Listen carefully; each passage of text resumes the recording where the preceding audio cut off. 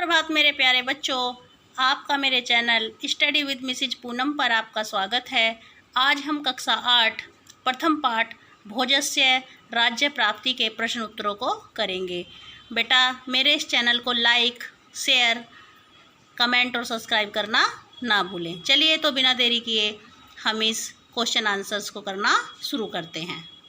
बच्चों अब आपके क्वेश्चन आंसर्स हैं। पहला है उच्चारण करें। ये जो इसमें हार्ड शब्द दिए हुए हैं हमें इनका उच्चारण करना है। पहला है वृद्धावस्थायाम, वोडुम, अक्षमः, पत्राचारिणी, भुवनेश्वरी विपिने, वैराग्य संपन्नः, प्राश्चित स्वरूपेण स्थापयित्वा।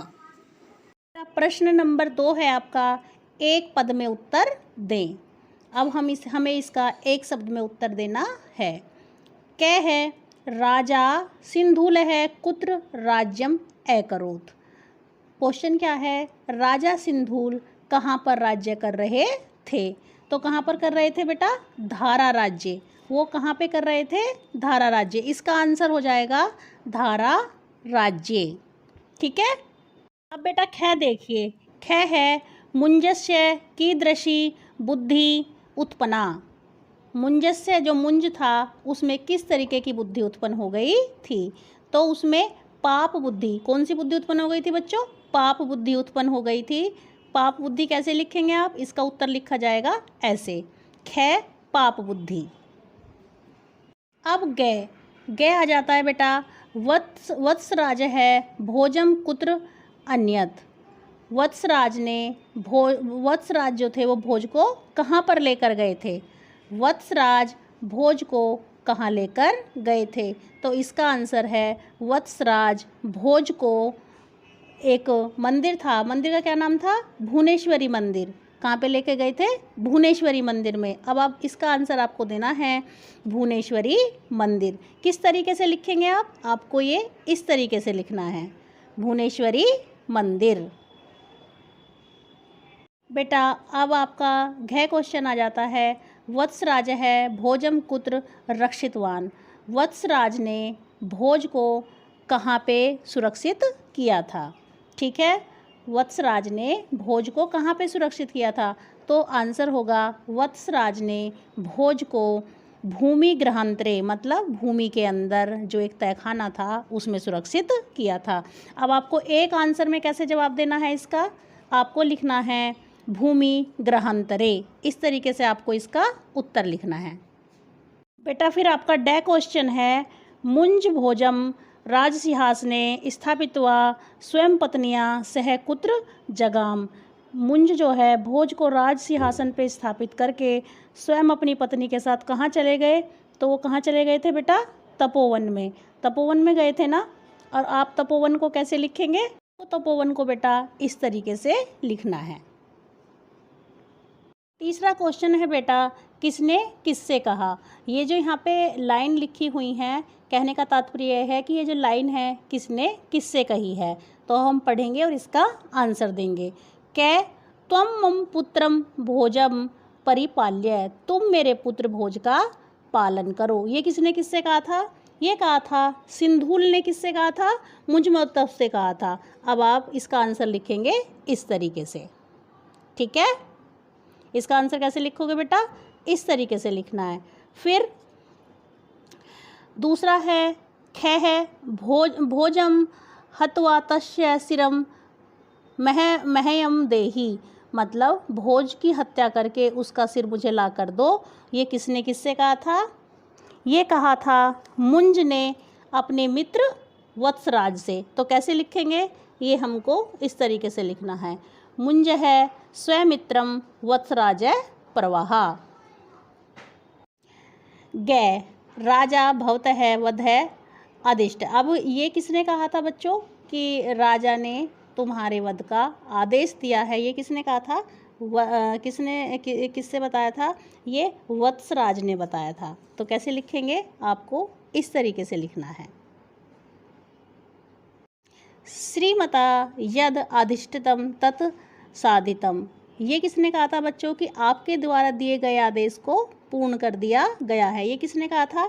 वत्सराज ने मुंज से कहा था। ये किसने कहा था? वत्सराज ने मुंज से कहा था। तो किस तरीके से लिखेंगे? ये हमें इस तरीके से लिखना है।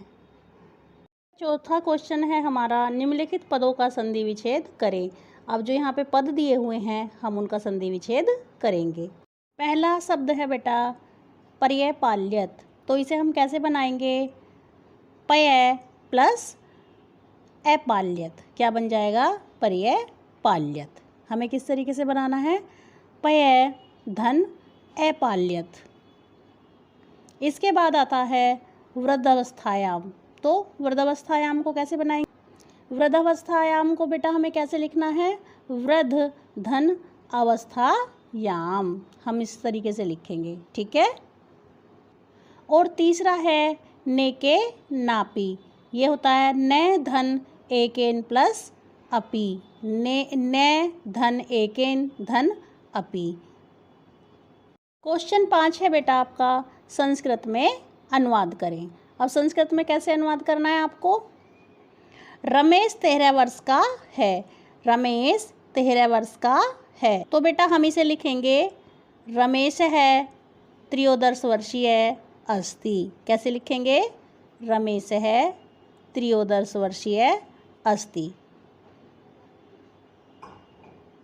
ठीक है। ख है जब वह आएगा तब पुस्तक पाएगा, तो अब हम इसे कैसे लिखेंगे बेटा? इसे लिखेंगे हम इस तरीके से, यदा स गमिष्यति तदा पुस्तकम लभति।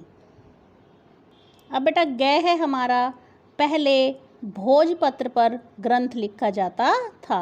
अब हम इसको किस तरीके से लिखेंगे? मैं लिखना बताती हूँ आपको कैसे लिखेंगे।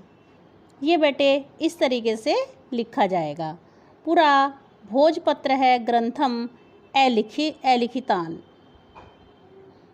और आपका बेटा घ है तुम भाई के साथ यहाँ आओ।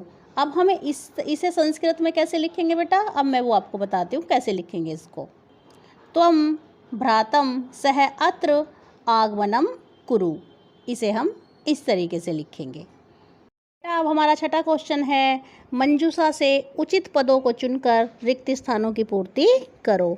तो यहाँ पे कुछ शब्द दिए हुए हैं, हमें इन्हें इन रिक्त स्थानों में भरना है। कैसे भरेंगे? पहला है पुरा धारा राज्ये राजा चिरम प्रजा परिपाल्यत, इसमें आ जाएगा हमारा सिंधुल नाम के है।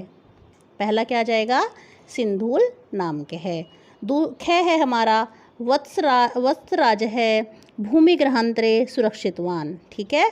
किसमें? वत्सराज, जो वत्सराज था उसको किसने वत्सराज ने किसको भूमि के अंदर सुरक्षित किया था? क्या आ जाएगा? भोजम। किसको किया था? भोज को किया था ना बेटा। ग है भोजम स्वरक्तेन, भोजम स्वरक्तेन एकम श्लोकम अलिखत। जो भोज था उसने अपने खून से किस पर श्लोक लिखा था? क्या आ जाएगा? वटपत्रे। क्या आ जाएगा बेटा? वटपत्रे। मुंज है स्वयं पत्निया सह तपोवन जगाम। मुंज जो है अपनी पत्नी के साथ कहाँ पे चला गया था बेटा? तो क्या आ जाएगा यहाँ पे? आ जाएगा यहाँ पे तपोवन। क्या आ जाएगा? तपोवनम, इसमें आ जाएगा तपोवनम, ठीक है। मुंज स्वयं पत्निया सह तपोवन जगाम।